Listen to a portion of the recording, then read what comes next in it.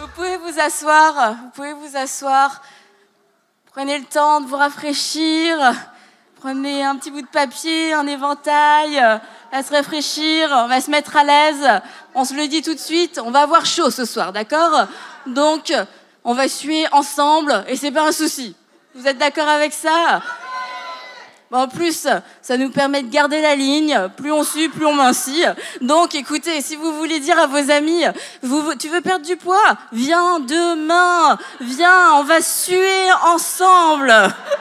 Ça rapproche de suer ensemble, vous savez. Il y a plusieurs années, je suis venue à PCC, Paris Centre Chrétien. Et c'était il y a, je pense, 18 ans maintenant.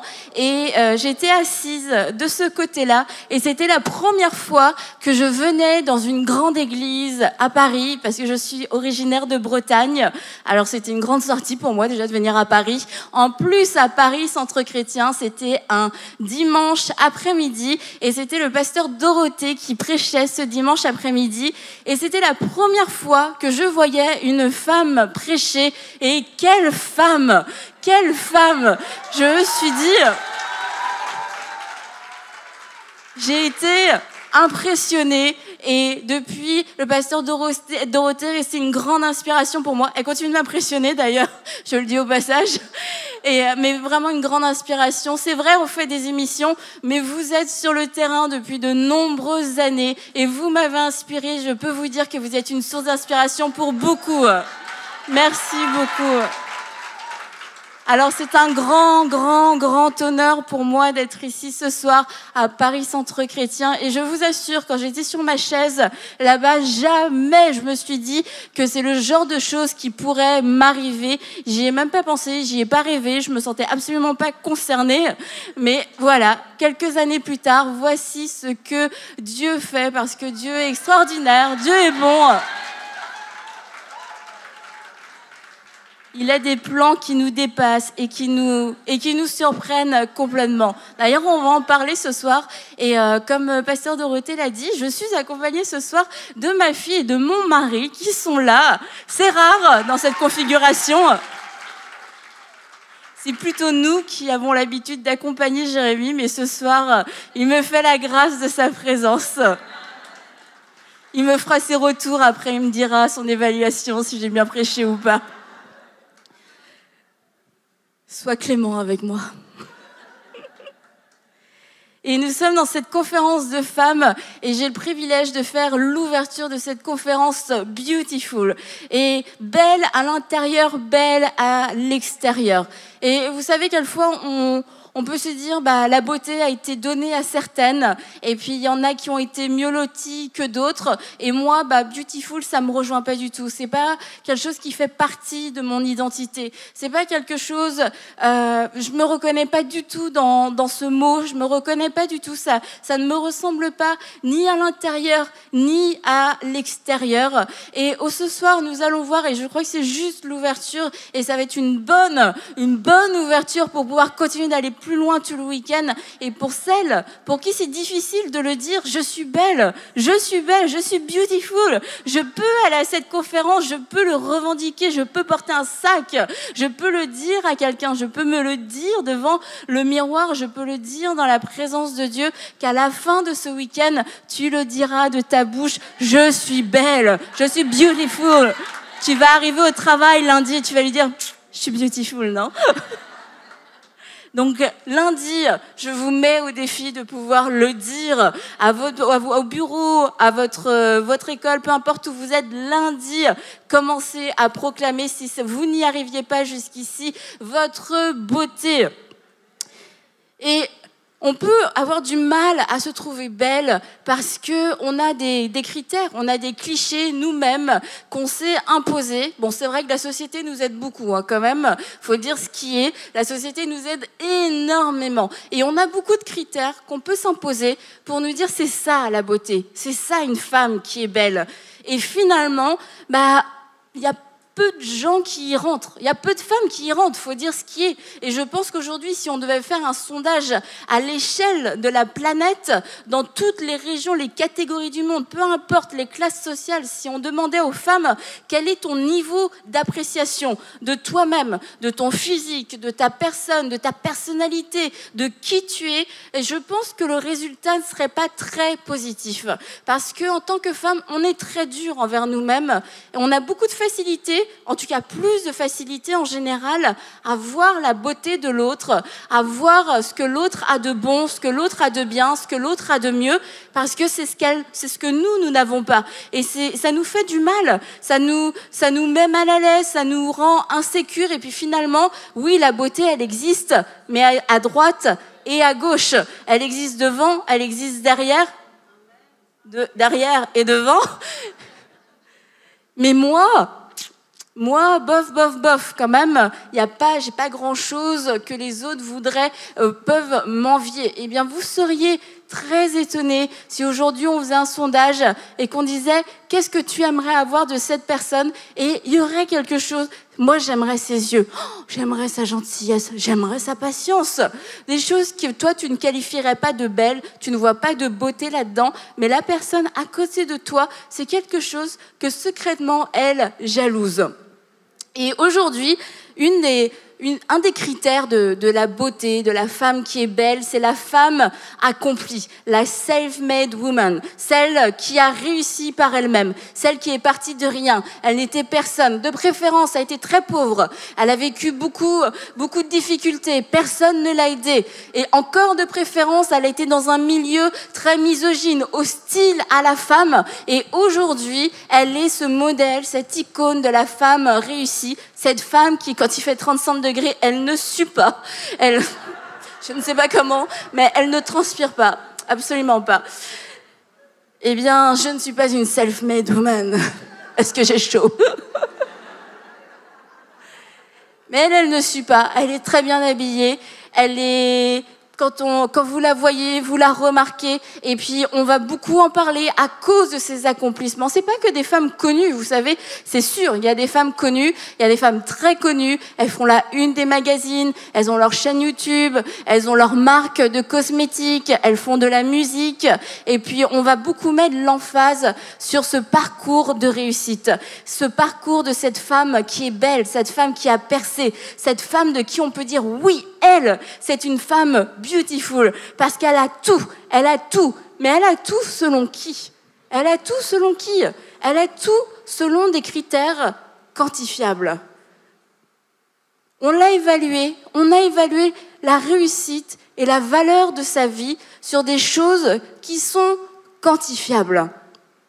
L'argent, le nombre de followers, le nombre de likes, le nombre de personnes qui peuvent venir à leur concert, qui peuvent acheter leurs livres, ce sont que des nombres, ce ne sont que des chiffres qui ont fait de ces personnes, qui ont fait de ces femmes, quelquefois malgré elles, des icônes de réussite.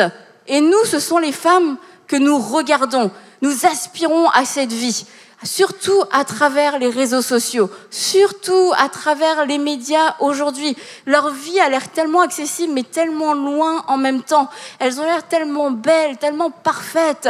Tout a l'air tellement merveilleux. On les reconnaît comme des femmes influentes, des femmes qui sont intelligentes, des femmes qui sont brillantes, des femmes qui ont de l'influence dans la société. Lorsqu'elles parlent, les choses bougent. Et on ne se sent pas beautiful du tout quand on les regarde. On se dit, moi je ne suis pas à ce niveau-là. Je ne suis pas cette femme. Et quelque part en nous, on a envie. Il y a quelque chose en nous qui se réveille, qui se dit, mais moi aussi je vais réussir. Moi aussi je vais atteindre le succès. Moi aussi je vais me faire un nom dans mon domaine, un nom dans mon quartier, un nom dans ma famille. Mais je vais réussir. Et je veux que les gens puissent, lorsqu'ils me voient, dire, elle a réussi.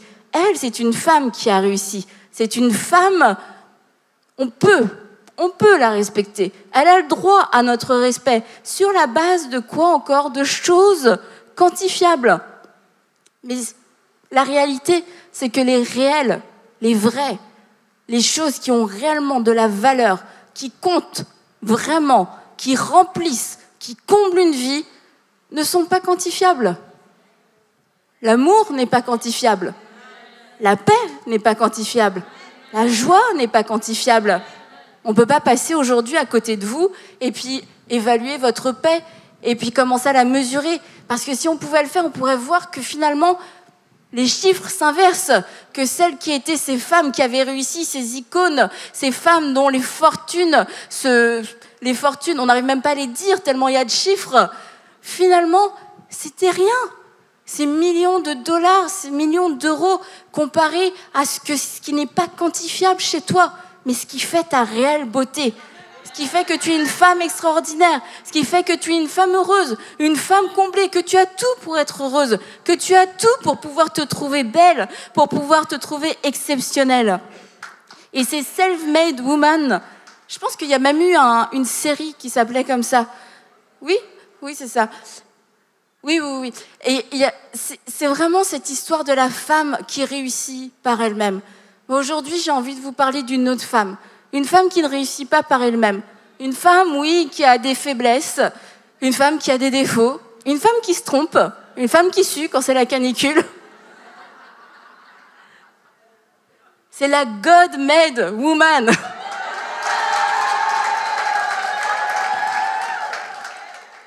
Celle qui réussit selon Dieu, celle qui est belle selon Dieu. Et on va aller ensemble lire un passage qui est beaucoup plus facile à trouver que le Cantique des Cantiques. Jérémie, le Cantique des Cantiques, c'est un de ses chapitres favoris. Donc lui, il l'a trouvé en 2-3 secondes.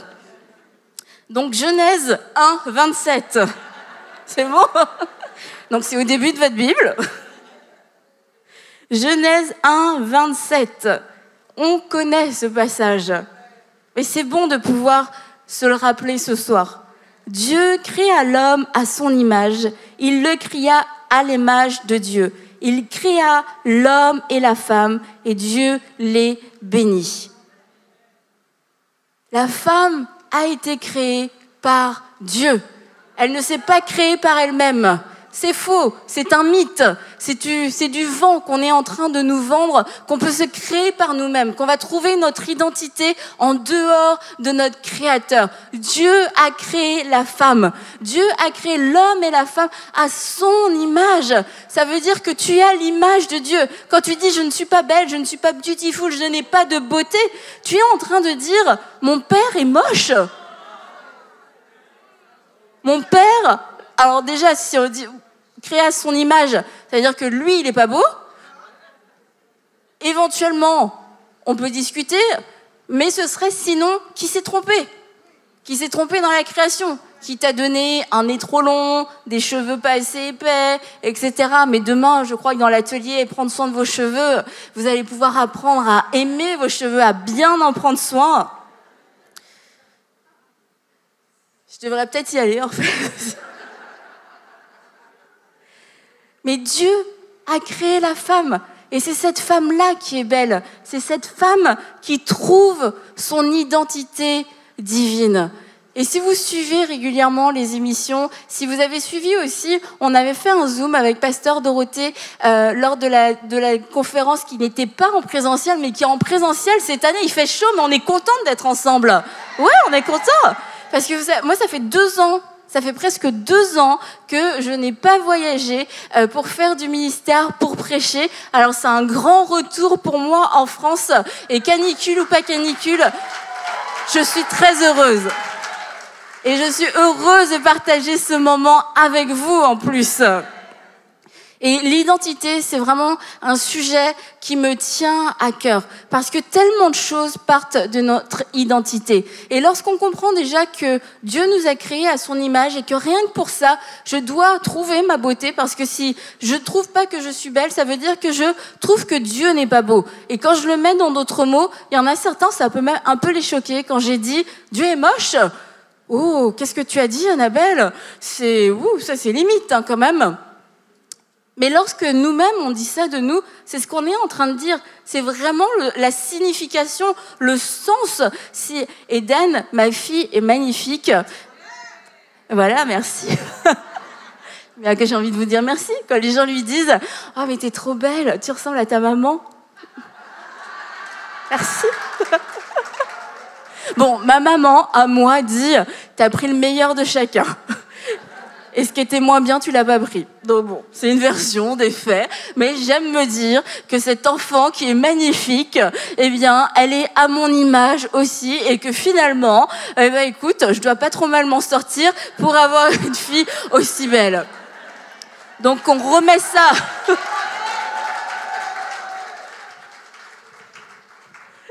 Comment faire pour que ta fille ne revienne jamais avec toi? Je t'aime, ma chérie. Et quand on remet ça dans notre relation avec Dieu, nous qui sommes ses filles, nous qui sommes les filles du roi des rois créées à son image, eh bien que ça puisse prendre que cet exemple puisse prendre toute sa portée et puisse réaliser, que vous puissiez réaliser l'ampleur de votre estime, qu'en fait c'est le regard que vous portez sur Dieu. Et plutôt que de regarder à vous, regardez d'abord à Dieu. Comment il est, lui.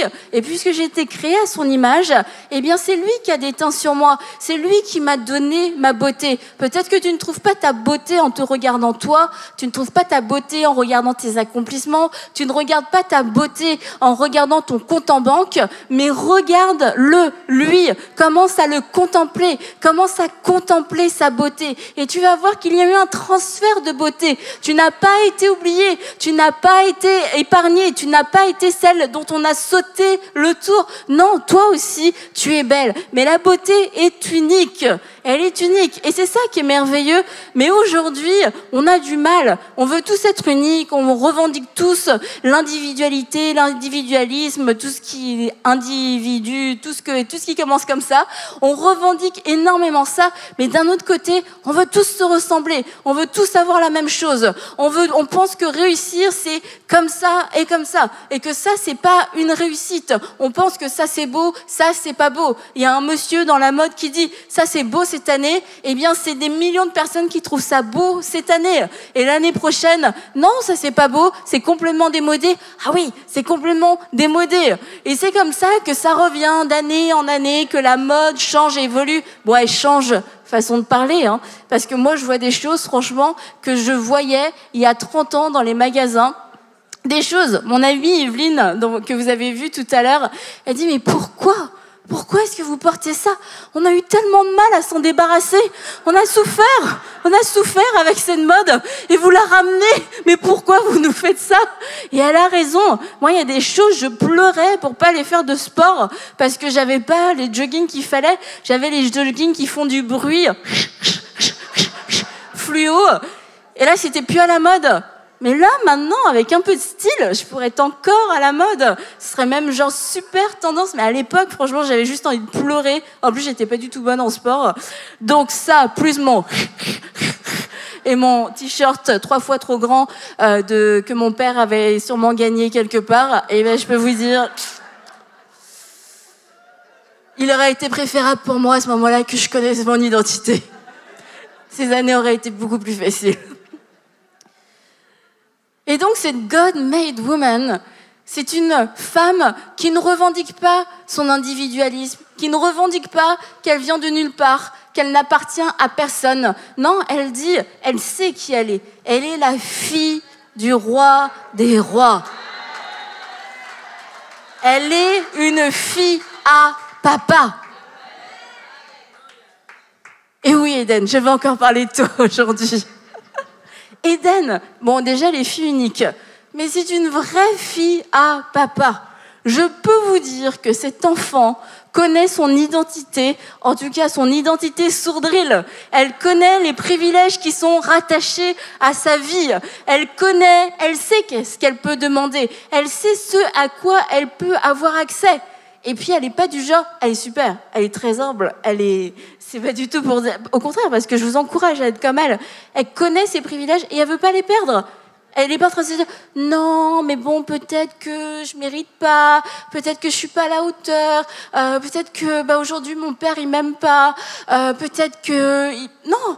Elle sait qui elle est. Elle sait qu'elle est la fille de Jérémie Sourdril. Et à cause de ça, elle a de l'autorité, même en tant que fille. Elle a de l'autorité parce qu'elle connaît ses droits. Elle connaît son héritage. Et elle sait ce à quoi elle a le droit. Elle sait qu'elle peut le réclamer, qu'elle peut, avec politesse quand même. Mais elle connaît ses droits. Et quelquefois, on est trop timide avec notre papa, avec notre Père Céleste. Notre Père est bon. Il aime ses filles. Il vous aime. Vous êtes ses filles. Ses filles. Vous êtes des filles à papa.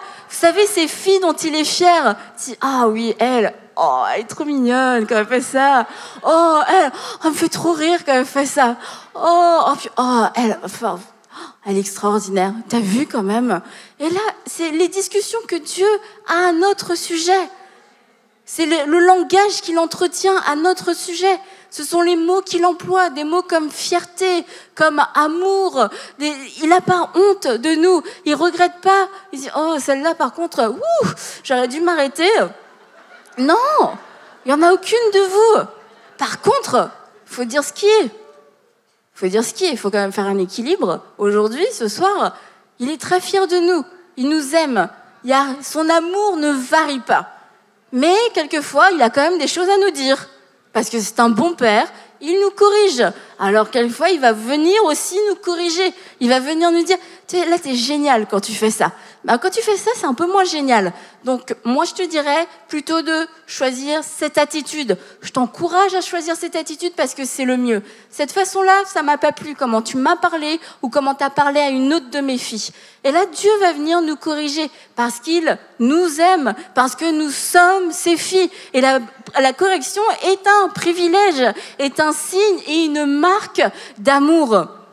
Et ça ne veut pas dire que nous sommes nuls, ça ne veut pas dire que nous ne sommes pas belles, ça veut dire que nous sommes God-made, nous sommes filles de Dieu, et du coup, oui, nous avons un héritage, mais nous avons aussi une relation avec lui, et dans cette relation d'amour, eh bien, Dieu a aussi le droit et le devoir, en tant que bon père, de venir nous corriger, de venir nous reprendre, de venir nous dire, là, on peut faire mieux. On peut faire mieux ce soir. Ce que tu as dit, ça c'était très moyen. Quelqu'un va devoir aller s'excuser ce soir en rentrant chez elle. On va aller lire ensemble dans Ésaïe 45, 9. Parce qu'on peut se dire, oui, c'est super Annabelle ce que tu dis, merci. Mais moi, je suis pas trop d'accord en fait avec ce que Dieu a fait. Je suis pas trop d'accord avec la manière dont il m'a créé. J'ai quand même quelques revendications. Et j'aimerais qu'on puisse lire ensemble Ésaïe 45 au verset 9. L'argile dit-elle au potier, que fais-tu ou ton travail est mal fait? Est-ce qu'en tant que fille ce soir, on peut se positionner avec assurance devant Dieu, se présenter avec assurance devant le trône de la grâce et de dire pourquoi j'aime pas? Comment ça?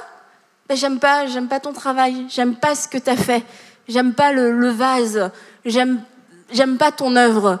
Non, est-ce que l'argile peut aller se plaindre au potier?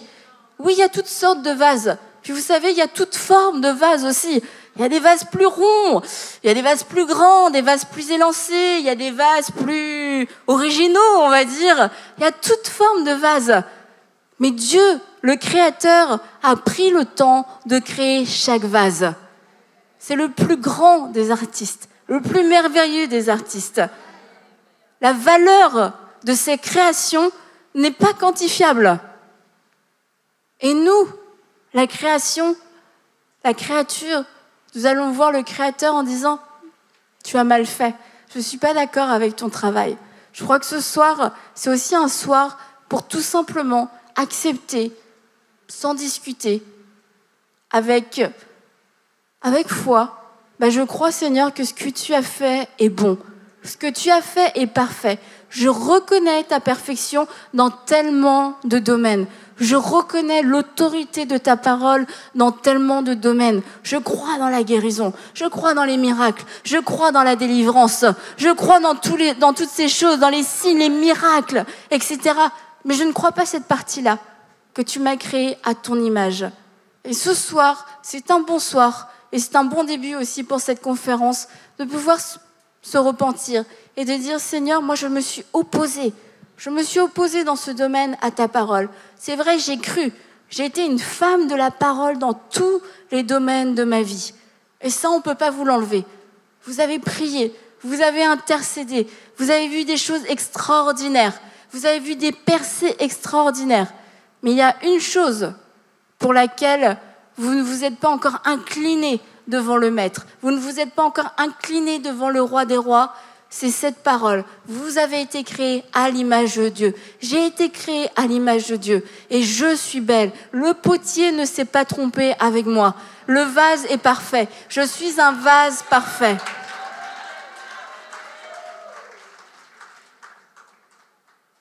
Et quelquefois, on a aussi du mal à recevoir ce message parce qu'on se dit, c'est superficiel, c'est charnel. Nous, on veut juste chasser des démons.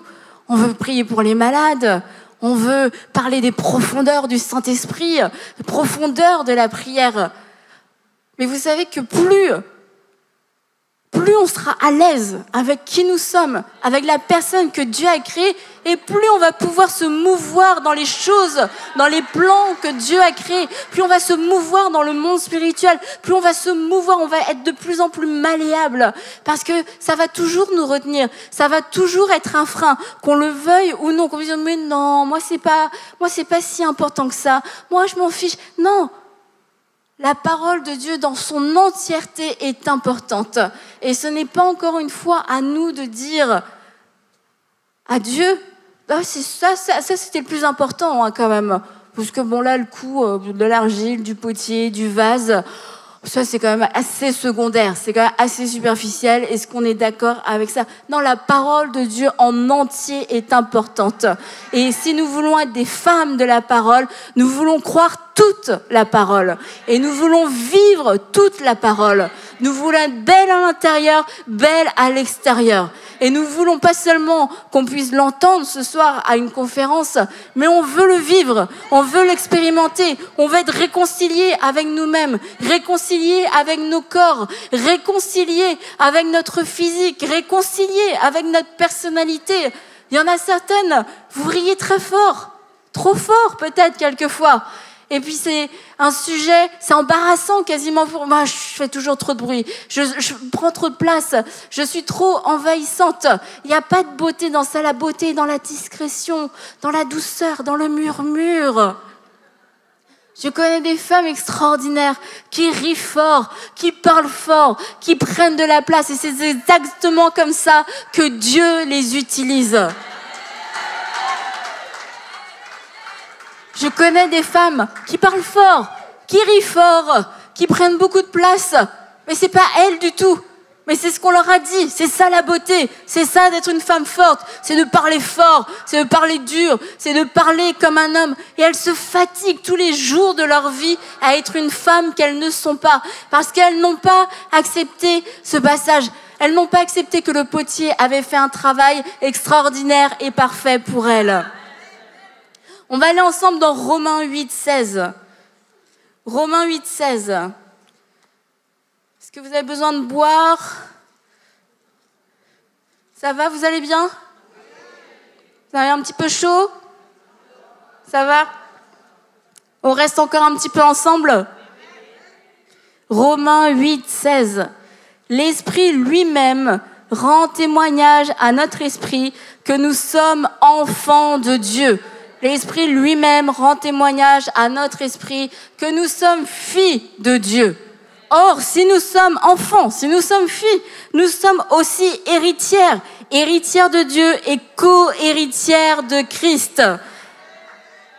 Et j'aimerais vous dire qu'en tant que fille, en tant que femme, cette God-made woman qui a été faite à l'image de Dieu, que Dieu a créée, qui ne sort pas de nulle part, qui n'a pas réussi par ses propres forces, nous sommes, oui, ces filles à papa qui arrivons avec une cuillère en or dans la bouche, parce que nous arrivons avec un héritage extraordinaire, un héritage que nous ne méritons pas, un héritage que nous n'avons pas gagné, nous n'avons pas travaillé pour cet héritage, et pourtant, cet héritage nous appartient. Et l'autre bonne nouvelle, c'est que notre Père n'a pas besoin de mourir pour qu'on puisse vivre, qu'on puisse toucher cet héritage. Parce qu'il est vivant, il est vivant. Et pourtant, aujourd'hui même, il partage son héritage. Il a partagé son héritage. J'ai le droit à son héritage. Tu as le droit à son héritage. Alors ne vis plus comme cette femme qui pense qu'elle doit tout faire par elle-même. Je dois m'en sortir par moi-même. Je vais trouver la beauté dans la force, dans ma propre force. Je vais trouver la beauté dans ma propre réussite. Avec peut-être quelquefois un esprit de vengeance, pas de vengeance, mais de revanche. Je prends ma revanche sur la vie. Non, la God-made woman, elle prend pas de revanche parce qu'elle sait que la vengeance appartient à Dieu. Mais par contre, elle est reconnaissante parce qu'elle sait d'où elle vient. Et elle sait, oui, que par elle-même, elle n'aurait pas pu réussir. Mais elle sait qu'elle a un père qui est très, très, très bien placé. Un père qui peut ouvrir des portes que personne d'autre ne peut fermer. Un père qui peut remonter son nom dans des piles de dossiers où il faut des années pour avoir des réponses. Mais son père est tellement influent que hop, son nom peut remonter d'un seul coup. Et son père est encore vivant. Et pour toucher notre héritage, si je peux dire ça comme ça, on a besoin de deux choses. On a besoin d'accepter la grâce. Cet héritage est pour moi. Je ne le mérite pas, je ne l'ai pas gagné, mais il est pour moi. Et je dois l'accepter, sortir de cet esprit religieux. Non, moi je ne mérite pas. Non, moi, donne à l'autre. Donne à l'autre. Ton héritage ne sera pas donné à l'autre. C'est ta part d'héritage. C'est ton héritage. Il sera juste gaspillé. Il sera juste perdu. Alors, utilise-le. Et de la foi. De croire que oui, cet héritage, je l'ai reçu, mais si je tends le bras, je crois que je vais sortir quelque chose de cet héritage.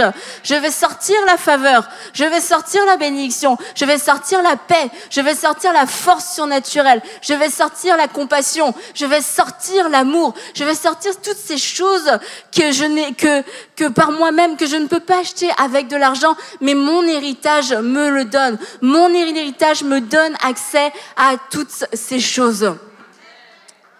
Et avec l'héritage viennent aussi les responsabilités. Et c'est pour ça que je vous disais, c'est pas superficiel quand on parle d'une femme qui est belle. Parce qu'une femme qui se sait belle, c'est une femme qui est forte. Et c'est une femme qui aura de l'assurance pour accomplir ce que Dieu lui demande de faire. Et je peux vous dire, ça demande de faire confiance à Dieu pour accomplir ses plans. Parce que quand on est dans les plans de Dieu, ça nous dépasse. Ce sont des choses que par nous-mêmes, nous ne pourrions pas faire, que nous n'avons quelquefois même pas envie de faire parce que c'est trop, la montagne est trop haute, ça va trop vite, c'est trop d'enjeux, le défi est trop grand. Il y a des gens qui aiment beaucoup les défis. Et moi, je vais vous dire un petit secret. Moi, pas du tout. J'aime pas la vitesse. J'aime pas les manèges, à sensation ou je sais pas quoi. En tout cas, j'aime pas les manèges tout court déjà. Même les tasses. J'ai fait les tasses il y a quelques années. J'ai l'impression que je faisais un truc complètement extrême. J'aime pas l'altitude non plus. Donc voilà, toutes les sensations fortes, les choses comme ça, c'est pas mon truc. Ouais, on va relever un super défi. On a un projet énorme. Oh, waouh! Non, c'est pas ça non plus, moi, qui me stimule. Je fais plutôt partie des gens. Comment on va faire? C'est pour ça que j'ai de la compassion quand même quand je lis le peuple d'Israël dans le désert, les espions et tout. Franchement, on les monte du doigt. On dit oui, ils ont manqué de foi, etc. Mais il y avait des géants, on est d'accord? Il y avait des géants. Ils étaient là, les géants, ils n'ont pas menti. Mais lorsque nous sommes une femme forte dans le Seigneur, nous voyons les géants. C'est pas qu'on ne voit pas les géants, mais c'est que derrière le géant, nous voyons aussi la grandeur de notre Dieu. Et non seulement nous voyons, mais nous savons ce qu'il est capable d'accomplir.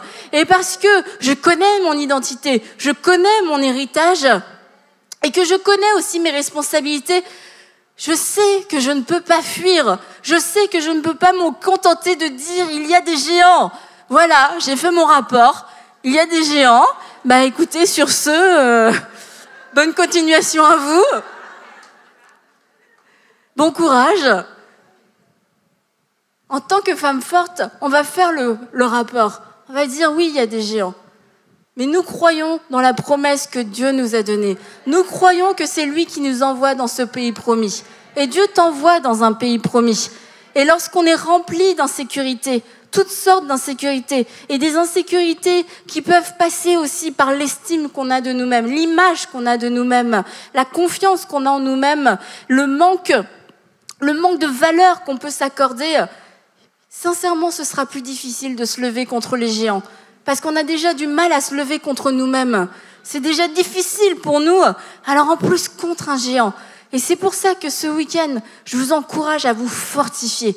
Fortifiez-vous. Ce sont des temps de ressourcement.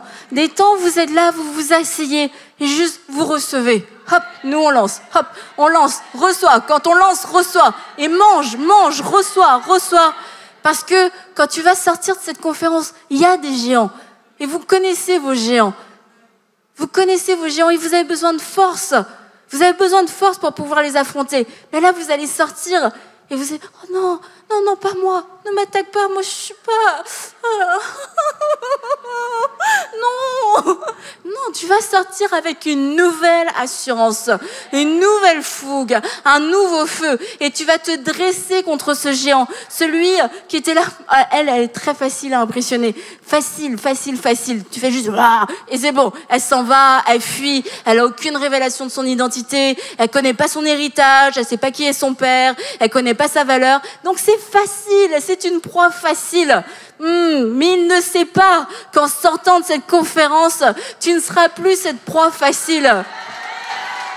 Tu seras cette femme qui aura trouvé toute sa beauté dans la force du Seigneur. Et tu vas accepter la responsabilité qui vient, la responsabilité qui accompagne notre héritage. Parce qu'il y a des responsabilités. On ne peut pas juste te dire ce week-end, oui, t'es belle, t'es magnifique. Yes, cool, merci. C'est chouette.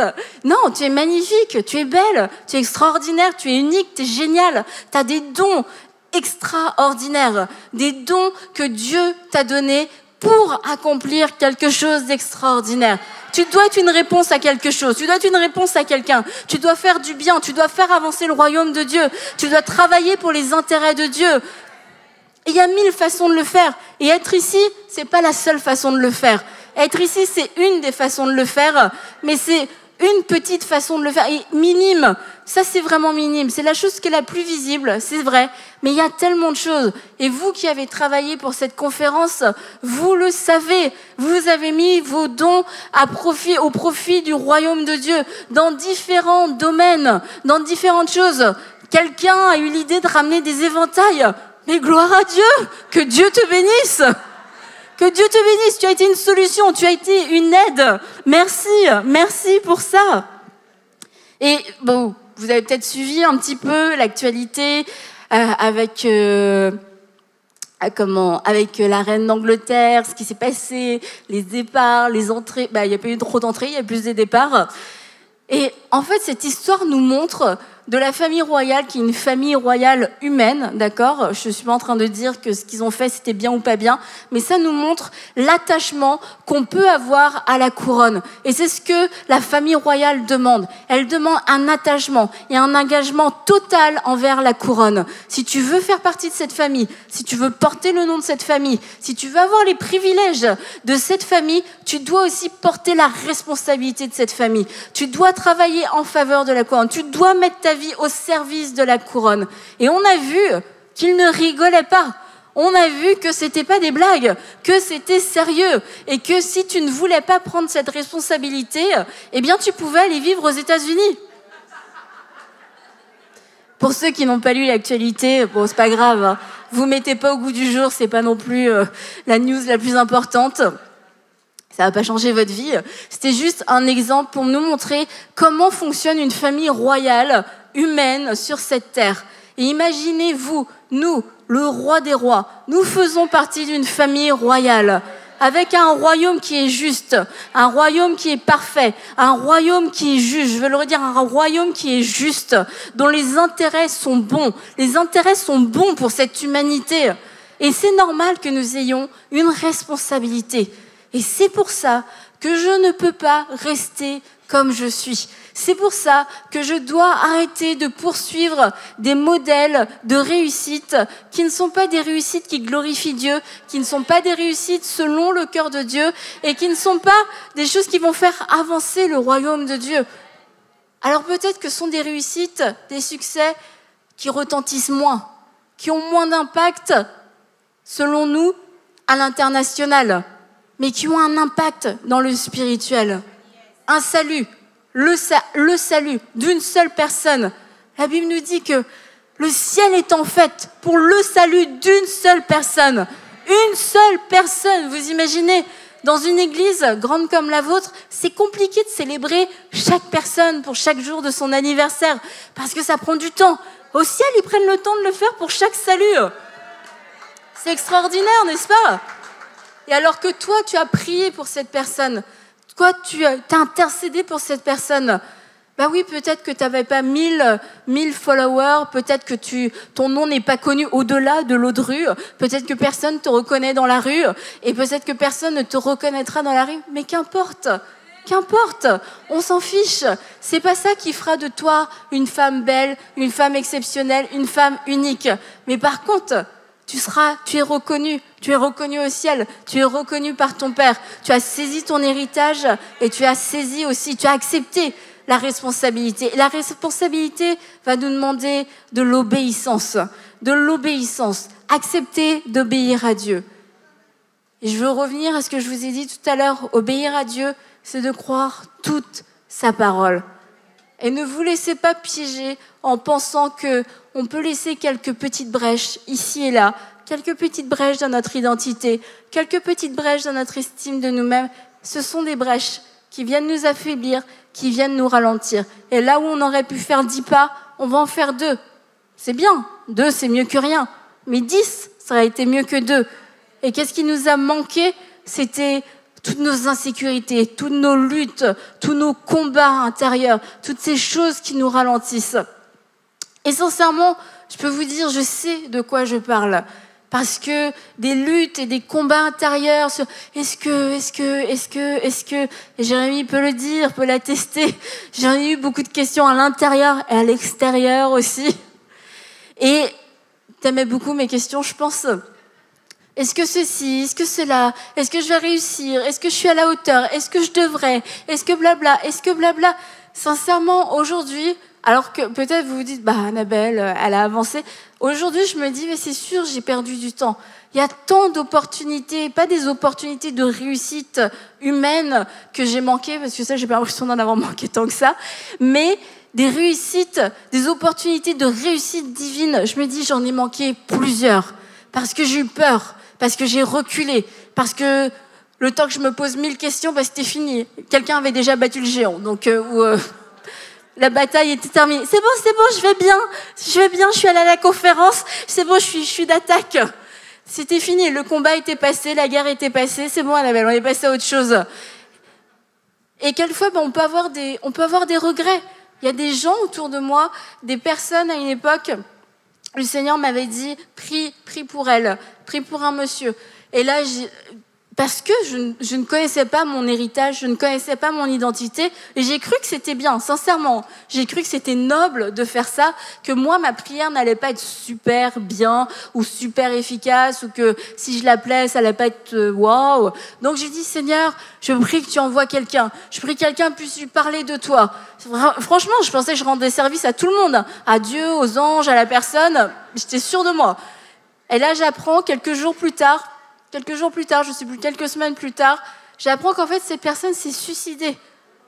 Et je me dis, mais Annabelle, c'est sûr que Dieu t'avait parlé. Et Dieu, tellement t'es tournée vers toi, tellement t'es tournée vers je suis pas belle, je suis pas ci, je suis pas ça, non. Mais en fait, à ce moment-là, tu ne réponds pas à l'appel de Dieu, tu ne marches pas, tu ne prends pas tes responsabilités, tu passes à côté de ce que Dieu a pour toi. Et ça, c'est le genre de choses, t'as pas envie que ça t'arrive plusieurs fois dans la vie. Bon, ça semble cruel, comme je vais le dire comme ça, mais c'est que c'était pas une personne qui était hyper proche de moi. Je connaissais la personne, mais je la connaissais pas très très bien. Donc c'est sûr, ça m'a affectée. Mais je me suis dit, Mais imagine si ça avait été quelqu'un de beaucoup plus proche. Et je me suis dit, mais je veux pas que ça m'arrive. Si Dieu te parle, c'est que c'est toi qu'il veut utiliser. Si c'est à toi qu'il a confié cette mission, c'est que c'est à toi de réaliser cette mission. Et la Bible est remplie de personnes qui n'étaient pas qualifiées. Des personnes, on comptait pas sur eux. Des femmes et des hommes qui n'auraient pas pu dire... Je suis beautiful. Non, non, non, non, non. Eux aussi, ça leur parlait pas. Les plus petits, les derniers, les plus ceci, les moins cela, les derniers, les oubliés, les abandonnés, etc. Tout ça, toutes ces personnes, ce sont les gens que Dieu a utilisés. Et pour ça, eh bien, un point, une clé, c'est de pouvoir revenir à Genèse 1. Et Dieu a créé la femme. Dieu a créé la femme à son image. Et de là déboule toute ton histoire, déboule toute ta destinée. Une destinée qui part de Dieu et qui retourne à Dieu. Une vie pour Dieu. Une vie où tu n'es pas en train de poursuivre, comme j'ai dit, des modèles complètement éphémères, des modèles qui ne changent rien à la vie de personne, mais tu es en train de reconnaître, je suis cette God-made woman. Et c'est Dieu qui m'a créée. Et il m'a donné un mandat. Il m'a donné une mission. Pour accomplir cette mission, il m'a donné un héritage. Et ce soir, je vais lui dire oui. Ce soir, je vais arrêter de me regarder. Je vais arrêter de regarder à droite et à gauche. Et oui, quand Dieu dit tu es belle, c'est à toi qu'il parle. C'est à toi qu'il parle. C'est pas à ta voisine. Il parle à ta voisine aussi. Mais il te parle à toi. Et c'est toi ce soir qui dois recevoir cette parole. C'est toi ce soir qui dois saisir cette parole et qui dois vivre cette parole. Et tu ne seras plus cette femme, même à 50, 60 ans, qui est encore comme une petite fille, comme si elle avait peur de son père, peur des autorités, peur des oppressions, peur du diable. J'ai peur. Non, ce soir tu te lèves. Je suis forte. Je suis une femme de la parole. Je suis belle. Personne ne pourra m'arrêter. Le diable, c'est fini. Tu ne joueras plus comme ça avec moi. J'ai changé. Je sais qui je suis. Ce soir, j'ai découvert que j'étais la fille du roi des rois. Une fille à papa. Il a mes arrières. Et je peux te dire que s'il se mêle de ce dossier, ça va faire mal. Ça va faire très, très mal. Alors pour terminer, on va se lever et puis ensemble, on va prier. Ensemble, on va prendre un temps de prière. Temps de prière, je pense, dans la réjouissance et dans la louange. Parce qu'on veut se réjouir. On veut se réjouir parce que nous savons que nous sommes aimés de Dieu. Nous savons que nous sommes approuvés de lui. Que nous ne sommes pas la fille de la honte. Nous ne sommes pas la fille de trop. Nous ne sommes pas la fille ratée. Nous ne sommes pas la fille illégitime. Tu peux le dire ce soir avec assurance et aussi avec une nouvelle joie. Je suis la fille du roi des rois. Je suis la fille du roi des rois. Oui, je suis la fille du roi des rois. Je suis la fille à son papa. Seigneur, ce soir, on vient devant toi. On vient devant toi pour te dire merci. Merci parce que tu es celui qui nous aime, celui qui nous accepte, celui qui nous approuve, celui qui a nos arrières, celui qui nous propulse. Tu es celui qui croit en nous alors que nous-mêmes on avait renoncé. On avait renoncé à cause de toutes nos faiblesses, à cause de toutes nos limitations. Mais ce soir, tu ranimes la flamme. Ce soir, tu viens ranimer la flamme. Tu viens ranimer les paroles de vie qui ont été déclarées sur ces femmes. Des paroles de destinée. Oui, que les paroles de vie. Saint-Esprit, viens rappeler ces paroles de vie que tu as données. Des paroles de vie que tu as données même parfois pendant l'enfance. Ces paroles qui ont été déclarées alors qu'elles étaient dans le ventre de leur mère, tu avais déjà parlé. Que ces paroles de vie ce soir puissent jaillir à nouveau. Paroles de vie.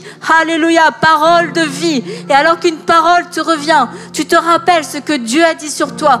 Commence à parler cette parole avec foi, croyant que celui qui t'a parlé va aussi l'accomplir. Croyant que ce ne sera pas par tes propres forces, mais que c'est lui qui l'accomplira. Et que ce soir, tu as juste à te lever dans la foi et à lui dire « Oui, oui, j'accepte. Oui, j'accepte. Oui, tout simplement. Oui, juste un oui. Juste un oui. Mais un oui authentique. Un oui sincère. Un oui qui transforme et qui bouleverse ta vie. Un oui qui fait tout chambouler. Un oui qui marque un avant et un après. Seigneur, nous acceptons avec joie tes plans qui nous dépassent. Nous acceptons la responsabilité de ton mandat parce que tu nous as mis sur cette terre pour un but. Nous voulons servir tes intérêts, Seigneur. Nous ne voulons pas vivre d'une façon égoïste. Nous ne voulons pas prendre de revanche sur la vie. Nous ne voulons pas prouver à qui que ce soit que nous avons réussi. Non, Seigneur, nous voulons juste faire ta volonté. Juste faire ta volonté. Même si personne d'autre ne le saura. Même si personne ne m'acclame, ne m'applaudit sur la route. J'accepte de faire ta volonté. Et je te dis oui ce soir. Je te dis oui ce soir. Je dépose les mensonges. Je dépose les forteresses. Je dépose la désobéissance. Je dépose la paresse. Je dépose la peur. Je dépose toutes ces choses qui m'ont empêché de te dire oui. Et ce soir, je dis oui. Oui, Seigneur. Qu'on puisse entendre un oui ce soir dans cette salle. Qu'on puisse entendre un oui de la foi. Un oui des femmes de la parole qui se lèvent et qui disent oui. Oui, Seigneur. Oui, Seigneur. Oui pour tes plans.